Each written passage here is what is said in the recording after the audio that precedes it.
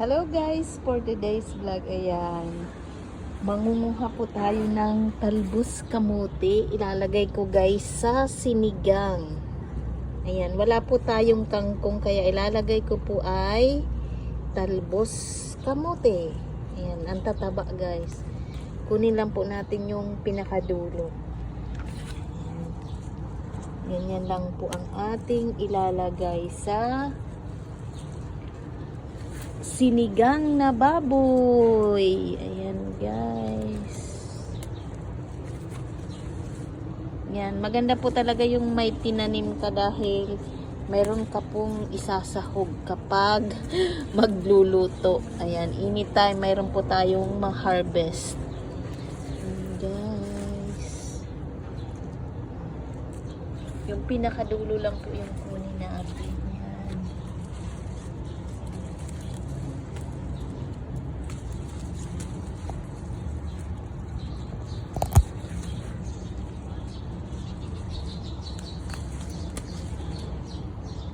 Yan po ang isahog natin sa sinigang na baboy. Ayan, igisa ko po muna yung sibuyas at bawang para sa ating sinigang na baboy. Mabango po kasi kapag inigisa muna yung sibuyas at bawang. Then ilalagay natin yung kamatis.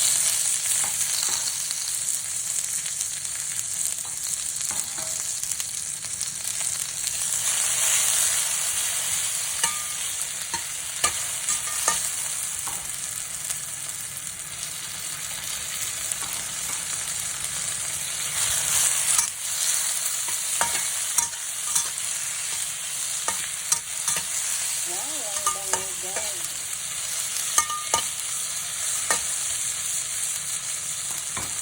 Then ilalagay na natin yung ating karning baboy. Nilinisan ko siya sa mainit na tubig.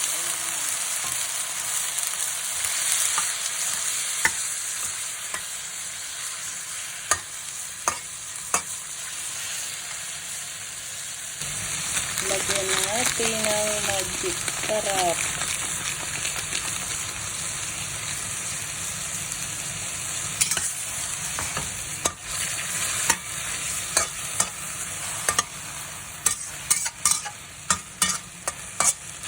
Igisa natin saglit yung karne hanggang ma-absorb niya yung magic sarap bago po natin lagyan ng sabaw.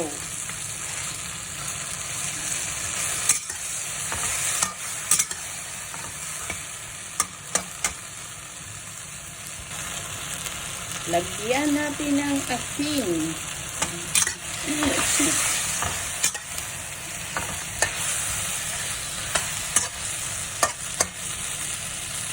Wait lang po natin saglit.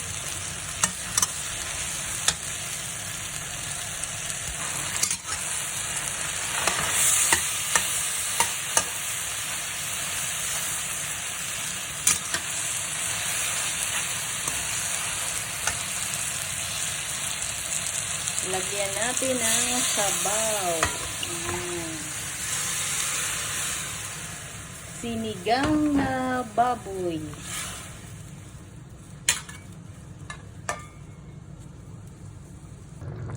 Ayan na guys, yung ating sinigang na baboy, malambot na po siya. Ayan, super lambot na. So, ilalagay na po natin ang gabi. Ayan, meron pa ako ditong gabi.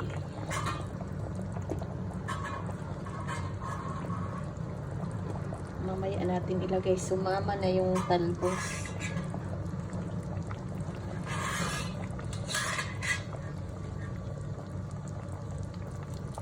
Gabi.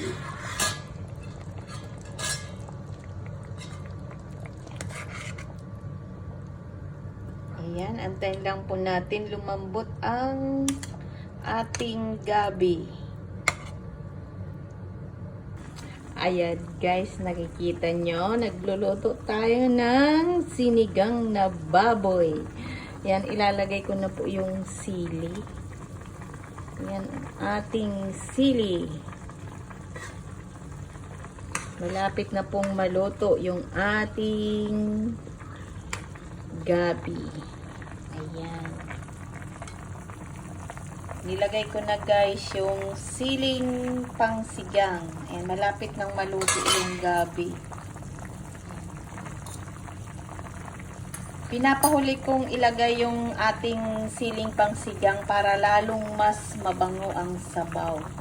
Kapag lutong-luto kasi yung ating sili, nawawala po yung lasa niya. Kaya nilalagay ko po yan kapag malapit nang maluto ang ating sinigang na baboy.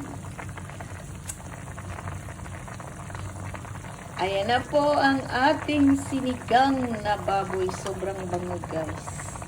At sobrang lambot na ng ating baboy. Ayan guys. Tikman natin. Sarap. Sarap. Yummy, yummy. Sinigang na baboy. Ayan, lagyan natin ng sinigang mix. Ayan.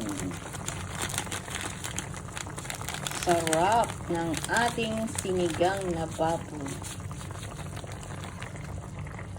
Nor sinigang. Ayan, gabi. Ayan, may gabi din po yan. Malambot na yung ating gabi. Ayan, ayan po. Ayan. So, ilalagay ko na po yung ating talbos kamote. Dahil wala po tayong kangkong. At ito nga po ay na-harvest natin dun sa tanim ko. Ayan. Talbos kamote ang sahog natin sa aking